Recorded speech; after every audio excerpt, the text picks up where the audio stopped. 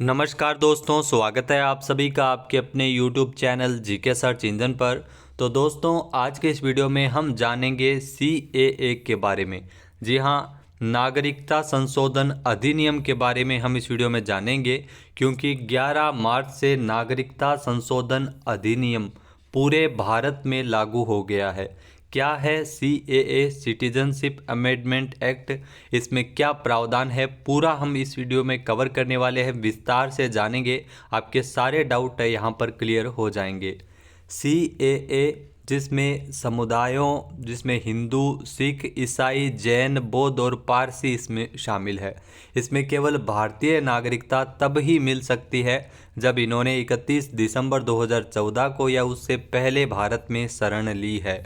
पूरा हम जानेंगे CAA। सबसे पहले अगर बात की जाए संसद से पारित हो कब हुआ था संसद से, और उसके कितने महीने बाद में लागू हुआ, तो तकरीबन 51 महीने बाद में इसे लागू किया गया है। जी हाँ, 9 दिसंबर 2019 को नागरिकता संशोधन विधेयक है वो लोकसभा से पारित हुआ। फिर उसके बाद में 11 दिसंबर 2019 को नागरिकता संशोधन विधेयक यानी CAA राज्यसभा से पारित हुआ। फिर 12 दिसंबर को CAA, जिसमें राष्ट्रपति के हस्ताक्षर के बाद ये विधेयक बना, ये कानून बना। और अब 11 मार्च 2024, क्योंकि लगातार इस पर विवाद था, शाहीन बाग का जो मामला था, और उसके बाद विरोध के चलते इसे टाला गया था। और अभी ध्यान रखना, 11 मार्च 2024 से नागरिकता संशोधन जो अधिनियम है, इसके नियम है वो अधिसूचित किए गए हैं, अधिसूचना जारी की गई है और पूरे भारत में इसे लागू किया गया है। जी हाँ, देश भर में लागू हो गया है CAA। सरकार ने इसके लिए नोटिफिकेशन जारी किया। 3 देशों के गैर मुस्लिम शरणार्थियों को इसमें नागरिकता मिलेगी, और CAA के तहत मुस्लिम समुदाय को छोड़कर बाकी 3 मुस्लिम बहुल पड़ोसी मुल्क से आने वाले जो बाकी धर्मों के लोगों को नागरिकता देने का इसमें प्रावधान है।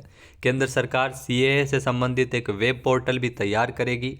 तो 3 मुस्लिम बहुल पड़ोसी मुल्कों से आने वाले वहां के अल्पसंख्यकों को इस पोर्टल पर अपना रजिस्ट्रेशन करना होगा, और सरकारी जांच पड़ताल के बाद कानून के तहत उन्हें नागरिकता मिलेगी। अब देखते हैं क्या है नागरिकता संशोधन अधिनियम। सिटीजनशिप अमेंडमेंट एक्ट क्या है, तो ध्यान रखना, नागरिकता संशोधन कानून यानी CAA, जिसका फुल फॉर्म आपसे एग्जाम में भी पूछा जा सकता है, सिटीजनशिप अमेंडमेंट एक्ट।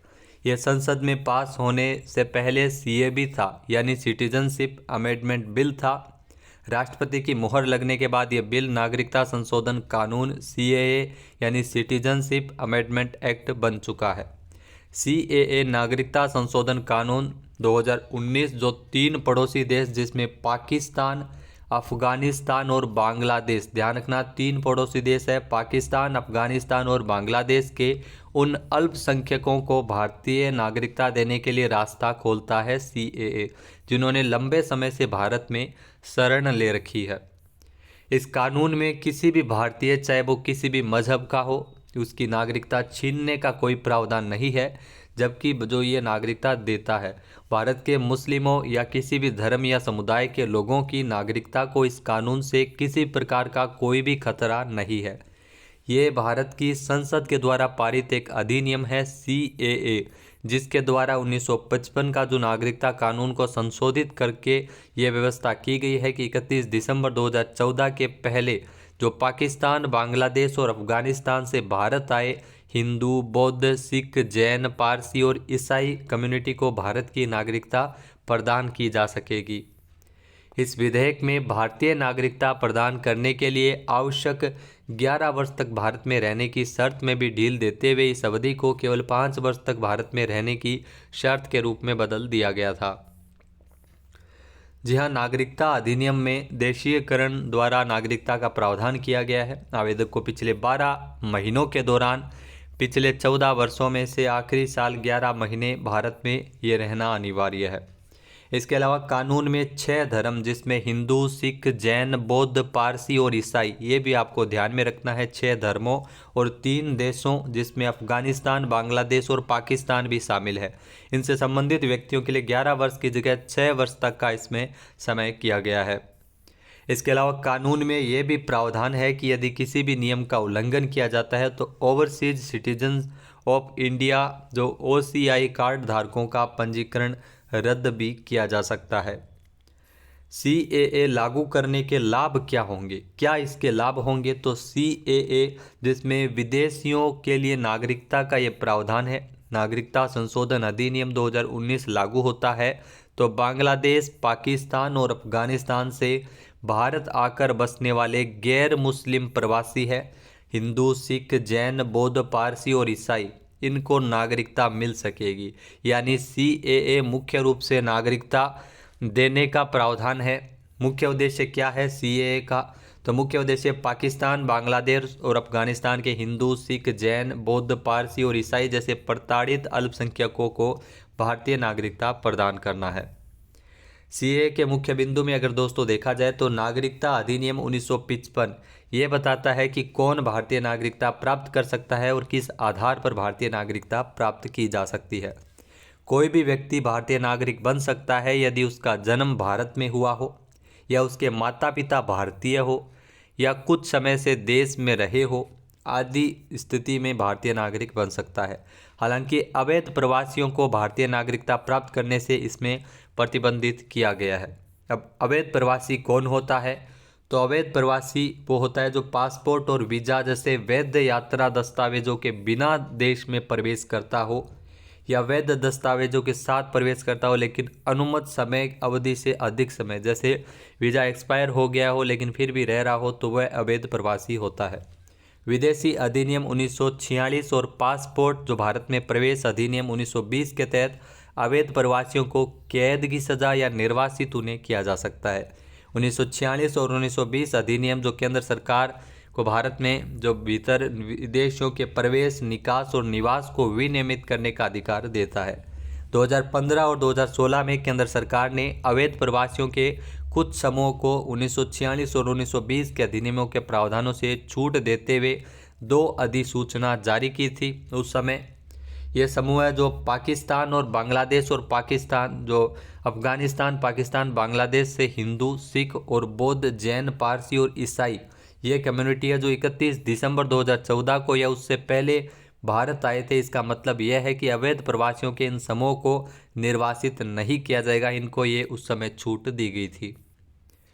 इसके अलावा दोस्तों CAA को लेकर विवाद भी लगातार चला था। नागरिक संशोधन जो कानून में अफगानिस्तान, बांग्लादेश और पाकिस्तान से विशिष्ट धार्मिक समुदाय जैसे हिंदू, सिख, जैन, ईसाई, बौद्ध और पारसी आदि को अवैध प्रवासियों के लिए भारतीय नागरिकता देने का प्रावधान है, क्योंकि अल्पसंख्यकों को नागरिकता दी जाती है। पाकिस्तान में मुस्लिम है वो बहुसंख्यक है, इसलिए इसमें नागरिकता का प्रावधान विशेष रूप से नहीं रखा गया है। हिंदू, सिख, जैन, ईसाई, बौद्ध और पारसी कम्युनिटी जो प्रताड़ित है, जो अल्पसंख्यक है, उनको इसमें नागरिकता दी जा रही है। इसके अलावा इस पर कुछ आलोचकों का कहना है कि ये प्रावधान भेदभावपूर्ण है, इसमें मुसलमानों को शामिल नहीं किया गया, जिसके कारण ये विवादों में घिरा हुआ था। तो इसीलिए नहीं किया गया था क्योंकि पाकिस्तान में मुस्लिम है, वो इसमें जो अल्पसंख्यक नहीं है, बहुसंख्यक है। CAA लागू होने से किसे मिल सकेगी नागरिकता? तो CAA अगर लागू होने के बाद नागरिकता देने का अधिकार पूरी तरह से केंद्र सरकार के पास होगा। पाकिस्तान, बांग्लादेश और अफगानिस्तान से आए हिंदू, सिख, बौद्ध, जैन, ईसाई और पारसी धर्म से जुड़े शरणार्थियों को भारतीय नागरिकता दी जाएगी। बता दें कि जो लोग 31 दिसंबर 2014 से पहले भारत में आकर बस गए थे, उन्हें ही नागरिकता इसके तहत मिलेगी। इस कानून के तहत उन लोगों को अवैध प्रवासी माना जाएगा जो भारत में वैध यात्रा दस्तावेज, पासपोर्ट और वीज़ा के बगैर घुसे हैं, या फिर वैध दस्तावेज के साथ तो आए हैं लेकिन तय अवधि से ज़्यादा समय तक यहाँ रुक गए हो। नागरिकता के लिए आवेदन किस प्रकार से किया जा सकता है? तो CAA के तहत मुस्लिम समुदाय को छोड़कर 3 मुस्लिम बाहुल्य पड़ोसी मुल्क से आने वाले जो बाकी धर्मों के लोगों को नागरिकता देने का प्रावधान है। केंद्र सरकार ने CAA से संबंधित एक वेब पोर्टल तैयार किया है। जी हाँ, 3 मुस्लिम बाहुल्य पड़ोसी जो पाकिस्तान, बांग्लादेश और अफगानिस्तान से आने वाले जो अल्पसंख्यकों को इस पोर्टल पर अपना रजिस्ट्रेशन करवाना होगा और सरकारी जांच पड़ताल के बाद उन्हें कानूनी नागरिकता दी जाएगी। इसके लिए बांग्लादेश, पाकिस्तान और अफगानिस्तान से आए विस्थापित अल्पसंख्यकों को दस्तावेज देने की भी ज़रूरत नहीं होगी। नागरिकता पाने की पूरी प्रक्रिया ऑनलाइन रखी गई है, जिसे लेकर एक ऑनलाइन पोर्टल भी तैयार किया जा चुका है।